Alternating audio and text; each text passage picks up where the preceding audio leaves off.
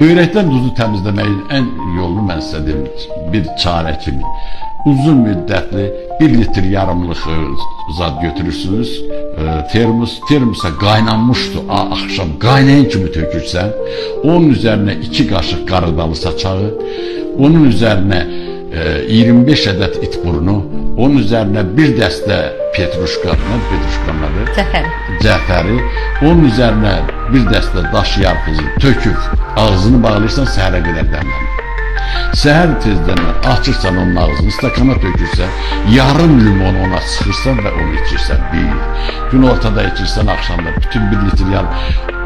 Bir ay bunu belirləsən, bütün öd yollarını, bağırsaqlarını və o cümlədən də sənin sidik yollarının hamısının duzlardan təmizləyə bilirsən.